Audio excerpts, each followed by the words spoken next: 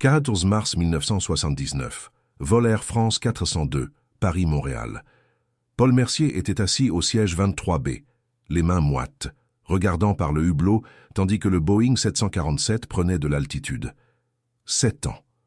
Cela lui avait pris 7 ans pour obtenir des documents falsifiés parfaits, une nouvelle identité, une vie propre au Canada. 7 ans depuis qu'il avait trahi Jacques Mézerine, l'homme le plus dangereux de France, et qu'il avait vécu pour le raconter. Ou du moins, c'est ce que Paul pensait. L'homme assis à côté de lui, au 23A, portait des lunettes de soleil à l'intérieur de l'avion, un chapeau fedora tiré sur le front, une barbe grisonnante bien taillée. Il était monté en dernier, marchant avec une légère claudication, ne portant qu'une mallette en cuir usé. Paul ne l'avait même pas vraiment regardé. Erreur fatale. Car cet homme, ce passager ordinaire d'âge moyen, était Jacques Mézerine. L'homme aux 1000 visages, l'ennemi public numéro 1 de la France. Et il avait attendu 7 ans pour ce moment. Pour comprendre ce qui s'est passé sur le vol 402, il faut remonter à 1972, à un braquage de banque à Lyon qui aurait dû être simple. Jacques Mézerine était à son apogée. 43 braquages en 2 ans, 13 évasions de prison, 0 capture réussie. Il n'était pas seulement un criminel. C'était un fantôme qui se moquait de la police française dans les interviews de journaux, qui changeait de visage comme on change de chemise, qui avait transformé le crime en performance artistique. Le coup de Lyon était gros. Banque nationale de crédit, coffre contenant 3 millions de francs en or. L'équipe était réduite, seulement 4 hommes. Mézerine, son complice François Besse, le perceur de coffre Michel Ardouin et Paul Mercier, l'informateur interne qui travaillait comme directeur adjoint de la banque. Paul avait fourni les plans, les horaires des gardes, les codes des alarmes. Tout était parfait. Tout était prévu. Le braquage a eu lieu un mardi, 6 heures du matin. Mézerine est entré habillé en cadre, François en messager, Michel portant une boîte à outils. Paul les a laissés entrer par la porte latérale, exactement comme convenu. 15 minutes. C'était le temps dont il disposait avant le changement de garde. Mézerine tenait le directeur en joue, François contrôlait les employés, Michel travaillait sur le coffre. Paul devait faire le guet à la porte. Mais Paul Mercier avait un second plan. Un plan qui impliquait un appel anonyme à la police, passé 3 minutes avant le début du braquage. Un plan qui impliquait une récompense d'1 demi-million de francs, offerte par le gouvernement pour des informations sur Mézerine. Un plan où Paul serait le héros qui avait aidé à capturer le criminel le plus recherché de France. À la 12e minute, Paul aurait dû donner le signal que tout était clair. Il ne l'a pas fait. À la 13e minute, sirène. Police encerclant la banque. François a regardé Paul puis Mézerine. « Jacques, c'est un piège. Paul nous a vendus. Mézerine n'a pas paniqué. Il ne paniquait jamais. Il a regardé Paul simplement regarder et dans ce regard, il y avait quelque chose qui a gelé le sang de Paul. Ce n'était pas de la colère. C'était un enregistrement. Mézerine gravait ce visage, ce moment, cette trahison dans sa mémoire. « Tu vas payer pour ça, » a dit Mézerine calmement. « Pas aujourd'hui, pas demain, mais tu vas payer. » Alors Jacques Mézerine a fait ce qu'il faisait de mieux. Il a improvisé. Il a pris le directeur en otage, a ordonné à François et Michel de le suivre, et est sorti par l'entrée principale en tirant en l'air. La police avait bouclé les sorties, mais elle n'avait pas prévu que quelqu'un serait assez audacieux pour sortir par l'avant. 3 minutes plus tard, Mézerine et son équipe étaient dans une camionnette volée, disparaissant dans les rues de Lyon. Paul Mercier a reçu sa récompense. 500 000 francs, protection policière pendant 6 mois, une nouvelle identité. Il s'est installé à Marseille, puis à Toulouse, toujours à regarder par-dessus son épaule, toujours à attendre. Mais Mézerine était occupé. Encore des braquages, encore des évasions, encore des manchettes. En 1973, il a été capturé au Canada, s'est évadé à nouveau et revenu en France. La police le traquait 24 heures sur 24. Mézerine n'avait pas le temps pour une vengeance personnelle. Les mois sont devenus des années. Paul a recommencé à respirer.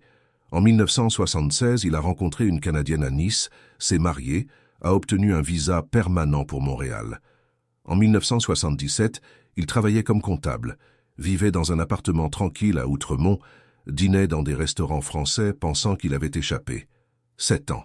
Mézerine avait probablement même oublié son existence. Mais Jacques Mézerine n'oubliait jamais. Dans sa cellule, pendant ses évasions entre 2 braquages, il gardait une liste. 3 noms, 3 trahisons qui devaient être réglées. Paul Mercier était en tête, et Mesrine avait des ressources que la police n'imaginait même pas.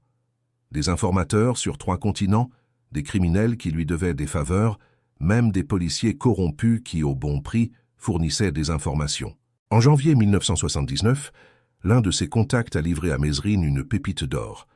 Paul Mercier, vivant à Montréal sous le nom de Paul Martin, travaillant au cabinet comptable Dubois & Associés. Mesrine a souri en recevant la nouvelle. Montréal. Il connaissait Montréal. Il y avait vécu, il y avait des contacts. Et plus important encore, il avait un plan. Le problème était d'arriver au Canada. Mesrine figurait sur la liste des plus recherchés d'Interpol. Son visage était dans tous les aéroports. Mais Mesrine possédait quelque chose que peu de criminels avaient, une capacité presque surnaturelle à la transformation. Ce n'était pas seulement un déguisement, c'était une performance complète, changement de posture, de voix, de démarche. Il pouvait être 10 personnes différentes dans la même semaine. Pour le vol 402, Mesrine a choisi d'être Henri Dubois, ingénieur à la retraite de 62 ans, rentrant à Montréal après avoir rendu visite à sa fille à Paris. Barbe grisonnante appliquée poil par poil, prothèse dentaire modifiant la forme de la mâchoire, lentilles de contact assombrissant les yeux, rembourrages aux joues, un coussin sous la chemise créant un ventre proéminent. Même la claudication était étudiée, résultat d'une prétendue opération de la hanche. Les documents étaient parfaits. Passeport canadien légitime, acheté à un faussaire à Bruxelles qui avait des connexions au sein du département d'immigration. Mesrine avait dépensé 20 000 francs rien que pour la préparation, mais Paul Mercier valait chaque centime. À l'aéroport Charles de Gaulle, Mesrine est passé sans problème à la sécurité. Le garde ne l'a même pas regardé 2 fois. Henri Dubois a embarqué sur le vol 402, a trouvé son siège, 23A, a rangé sa mallette dans le compartiment supérieur et a attendu. Paul est monté 20 minutes plus tard. Il voyageait toujours en classe économique, choisissait toujours un siège côté hublot, n'emportait toujours que des bagages à main. Habitude. Mesrine avait étudié ses habitudes pendant 2 mois. Paul s'est installé au 23B, a placé sa petite valise sous le siège devant lui, a bouclé sa ceinture. Il n'a même pas regardé l'homme à côté. Le vol a décollé à 14h35. 7h40 jusqu'à Montréal. Mesrine n'était pas pressé. Il a commandé un café, a lu Le Monde, s'est comporté exactement comme un retraité ennuyé devait se comporter. Paul a dormi la majeure partie des 3 premières heures. S'est réveillé, a commandé un whisky, a feuilleté un magazine. À 4 heures de vol, quand les lumières de la cabine ont été atténuées et que la plupart des passagers somnolaient, Mesrine a enfin parlé. « Excusez-moi de vous déranger, mais vous ne seriez pas Paul Mercier ?» La voix était différente, plus grave, avec un accent québécois que Mesrine avait pratiqué pendant des semaines. Paul s'est figé. Lentement, il a tourné la tête. « Désolé, vous devez me confondre avec quelqu'un d'autre. Je m'appelle Paul Martin. » « Ah oui, bien sûr, » a répondu Mesrine en souriant gentiment. « Martin. Quelle coïncidence. Vous ressemblez beaucoup à un homme que j'ai connu à Lyon, il y a de nombreuses années. Un directeur de banque. » Le sang de Paul s'est glacé. Il a étudié le visage de l'homme à côté. Barbe grisonnante, rides profondes, lunettes épaisses. Rien de familier. Mais cette voix, sous l'accent, il y avait quelque chose. « Vous devez vous tromper, » a dit Paul, se tournant vers le hublot, le cœur battant la chamade. Mesrine a laissé passer 5 minutes de silence. Puis il a sorti quelque chose de sa mallette. Une vieille photo jaunie. Il l'a glissée sur l'accoudoir entre eux. Paul a regardé. C'était une photo de l'équipe du braquage de Lyon. Mesrine, François, Michel. Et Paul plus jeune, sans les kilos en plus qu'il avait pris, mais indéniablement lui. « Tu te souviens de cette photo, Paul? Elle a été prise 2 jours avant le boulot de Lyon, avant que tu nous vendes pour 500 000 francs. » La voix de Mesrine avait changé. Plus d'accent québécois. Maintenant, c'était du pur parisien. Froide. Précise. Paul a essayé de se lever. La main de Mesrine l'a saisi au poignet, une poigne d'acier. « Assieds-toi, nous sommes à 10 000 mètres d'altitude. Où vas-tu courir ?» Paul s'est rassis, tremblant. « Comment m'as-tu retrouvé ? J'ai disparu. J'ai changé de nom. Tu as disparu très mal, a répondu Mesrine. Il a fallu que tu choisisses Montréal. La ville où j'ai passé 2 ans, la ville où j'ai encore des amis. Tu vas me tuer ici, dans l'avion ?» a murmuré Paul. Mesrine a souri, mais il n'y avait pas d'humour. « Te tuer ? Non, Paul. Ce serait trop simple, trop rapide. Tu as trahi 3 hommes. François a pris 15 ans à cause de toi. Michel est mort en prison, infarctus, à 52 ans. Et moi j'ai perdu 2 ans de liberté à chasser des fantômes parce que tu nous as piégés. Alors qu'est-ce que tu veux ?» a demandé Paul, la sueur coulant sur son front. « La justice, » a dit Mesrine calmement. « Quand nous atterrirons à Montréal, tu feras exactement ce que je te dirai. Tu m'accompagneras jusqu'aux toilettes de l'aéroport. Là, tu vas enregistrer une confession complète. Comment tu as trahi l'équipe, combien tu as reçu, comment tu as acheté ta nouvelle identité. Tout. Et si je refuse ?» Mesrine a ouvert un peu plus la mallette. À l'intérieur, il y avait une enveloppe épaisse.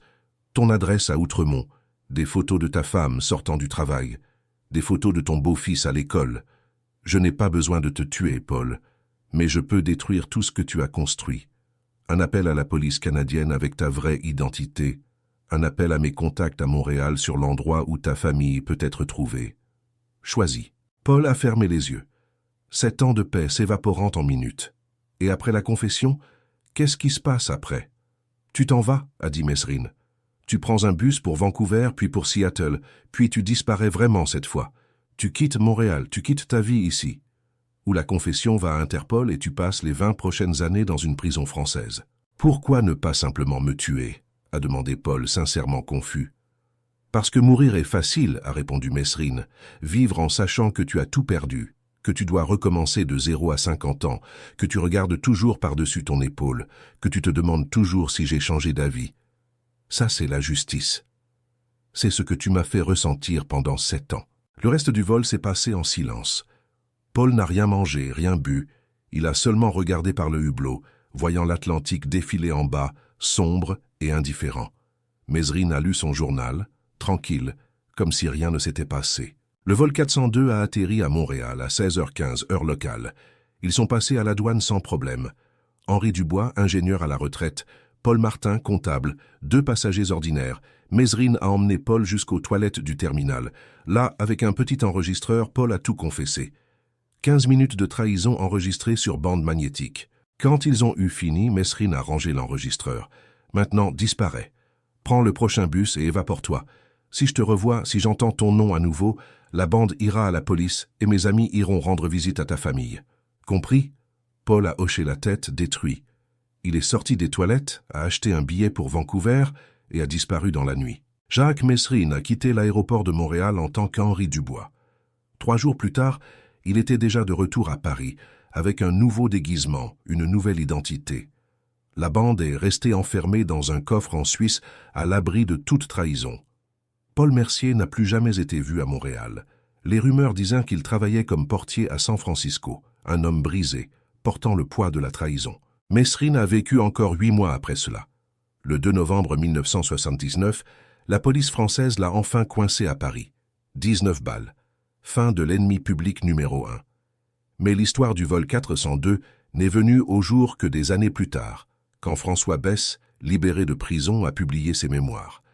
Il a raconté comment Mesrine était venu le voir un mois avant de mourir, souriant, disant qu'il avait réglé une vieille dette. La leçon que Mesrine a enseignée n'était pas sur la vengeance, c'était sur quelque chose de plus profond. Tu peux fuir pendant 7 ans, changer de nom, de pays, de vie, mais certaines trahisons, certaines dettes, elles voyagent avec toi. Et des hommes comme Jacques Mesrine, des hommes qui vivent dans l'ombre, qui comprennent la patience, qui transforment la vengeance en art, ces hommes n'oublient jamais. Paul Mercier a gagné 500 000 francs. Il a tout perdu 2 fois de plus. Et Jacques Mesrine a prouvé que la punition la plus cruelle n'est pas la mort. C'est forcer un homme à vivre avec les conséquences de ses propres choix, toujours à regarder par-dessus son épaule, toujours à attendre que le fantôme du passé apparaisse sur le siège d'à côté. Au final, le masque le plus dangereux de Mesrine n'était aucun de ceux qu'il a portés. C'était la patience, la capacité d'attendre 7 ans, de planifier, de préparer, puis d'apparaître quand on s'y attend le moins, sur un vol commercial ordinaire, transformant 7 heures dans les airs en prison à perpétuité pour un traître.